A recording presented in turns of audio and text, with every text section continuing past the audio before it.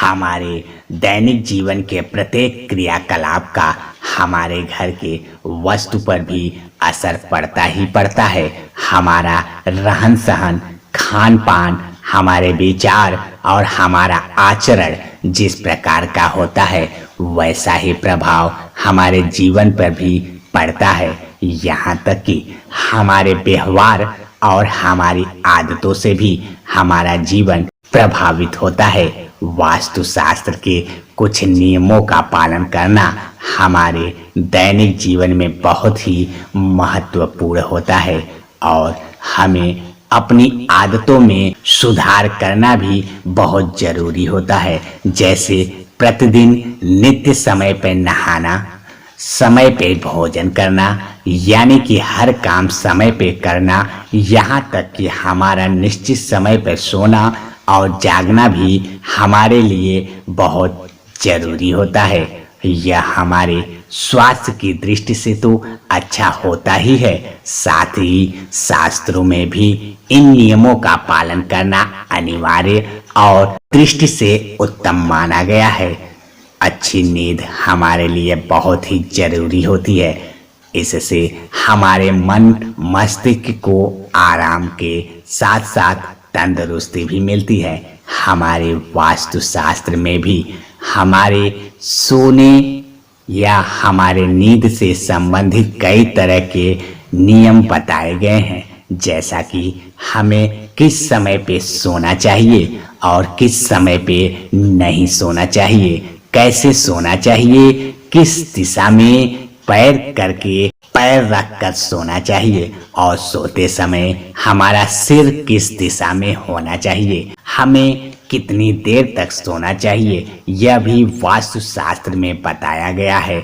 और इन सभी का सीधा संबंध हमारे आर्थिक और पारिवारिक जीवन से जुड़ा होता है।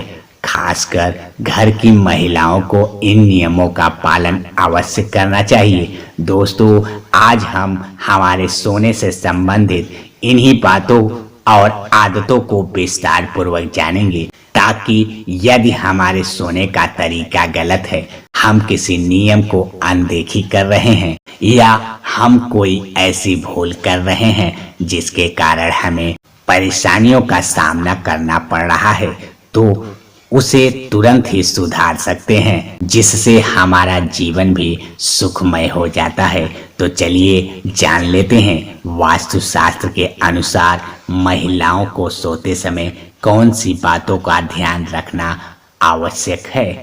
पर उससे पहले अगर आपने चैनल को सब्सक्राइब नहीं किया है तो इसे सब्सक्राइब कर लीजिए। इसी तरह उत्तर दिशा में सिर रखकर भी सोना नहीं चाहिए। उत्तर दिशा में सिर रखकर कभी सोना नहीं चाहिए।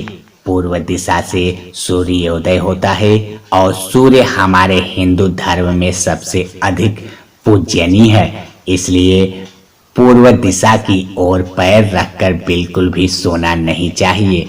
तीसरी बात, घर के कोने कोने की खुशियां बढ़ाने के लिए घर की महिलाओं की मुख्य भूमिका होती है। घर के लोगों में अच्छे संस्कार बनाकर रखने की जिम्मेदारी भी महिलाओं की अधिक होती है, इसलिए विशेष रूप से महिलाओं को अपने सोने और जागने का समय का ध्यान रखना चाहिए। महिलाओं को समय पर सोना और सुबह जल्दी उठना चाहिए। नित्य कर्म से निवृत्त होकर पूजा पाठ करना चाहिए। इससे घर में खुशहाली और उत्साह रहता है।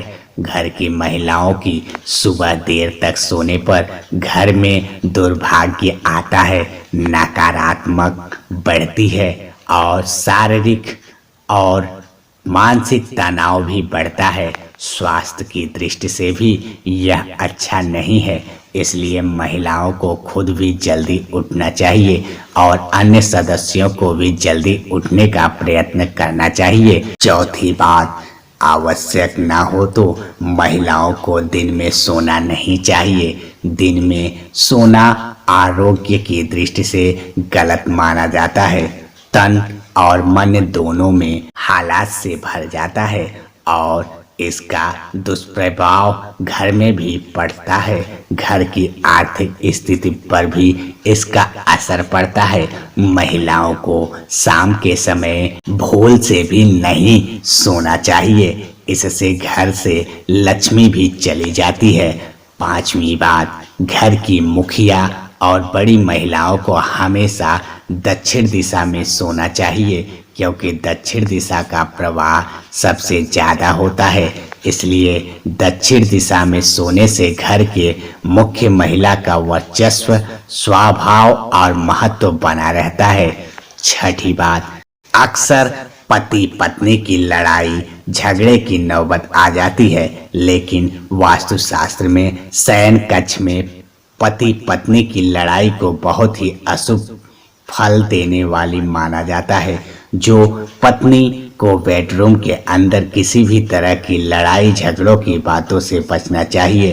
राहु और केतु जैसे ग्रह इनके झगड़ों के मुख्य कारण होते हैं, इसलिए ऐसे ग्रहों के दुष्प्रभाव से बचना चाहिए। शास्त्र के अनुसार पत्नी को पति के बाईं ओर सोना चाहिए। साथ ही बात करें महिलाओं की तो कभी भी अपने बालों में फुलिया, गजरा और सुगंधित तेल लगाकर नहीं सोना चाहिए। यह बुरी शक्तियों को आकर्षित करने का काम करते हैं।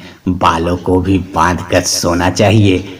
अब बात करते हैं सोने से पहले पैरों को साफ करके ही सोएं। बिस्तर पर बैठकर खाना भूल से भी ना खाएं। जूठे मुंह सोने न जाएं, इससे नींद भी अच्छी आती है और बुरे सपने भी नहीं आते हैं। तो दोस्तों, यह थे हमारे सोने से संबंधित कुछ नियम, जो कि विज्ञान और वास्तुशास्त्र दोनों पर ही आधारित है। इनका पालन करना ज़्यादा मुश्किल नहीं है, इसलिए आप भी इन्हें आजमाएं और अपने जीवन में सकारात्मक ऊर्जा ले आएं।